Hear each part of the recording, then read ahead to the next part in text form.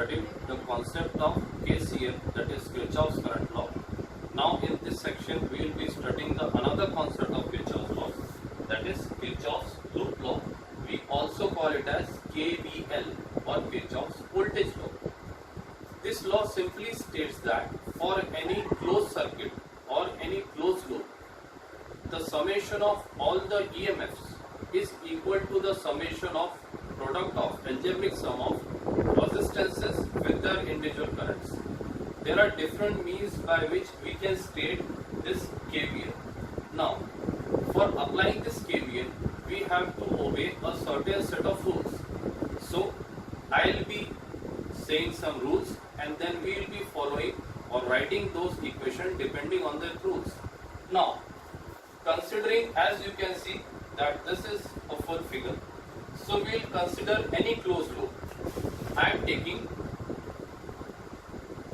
loop 1 as A, B, E, F, A. One thing should be remembered, that loop should always be closed. So I have taken a closed loop A, B, E, F, A. There are multiple closed loops, but you can select loops according to yourself.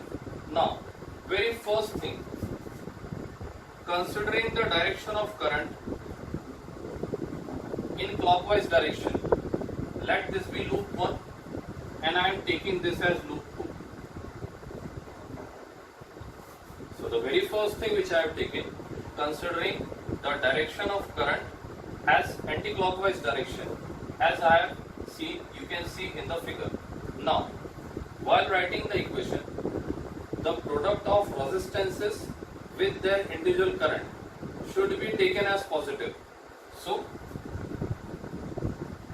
I1 into R1 plus. Now, you will observe that this branch BE is common to loop 1. So, you have observed that branch BE is common to loop 1 as well as to loop 2. You can observe that the direction of current in branch BE is from B to E, while the direction of current I2 in branch BE is from E to B. So here we will use a convention that in whichever loop you are traversing, you can take that particular loop current as greater. So since we are traversing in loop 1, so for writing the equation of loop 1, I will take loop current I1 as greater. So for this I will assume that I1 minus I2 is going in the direction from B to E. So I will write plus I1 minus I2 into R3. So in this particular loop we have covered both the resistances.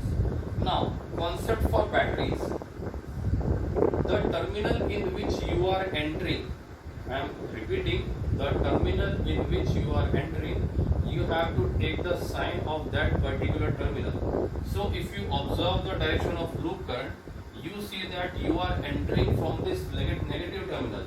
So I write minus E1 is equals to 0.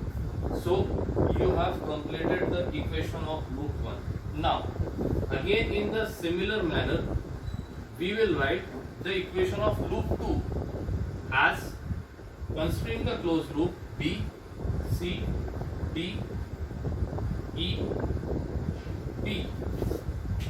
B, C, D, E, B. Again following the same concepts, writing the equations I2 multiplied by R2 plus.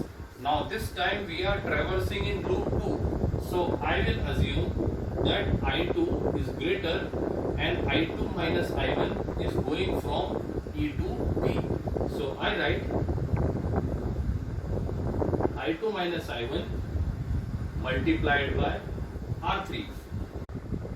I2 minus I1 multiplied by R3. Now, again taking the battery, looking to the direction of current, I am again entering in the negative terminal of the battery. So again I write minus of E2 is equals to 0. So here we have written the two equations considering the two closed loop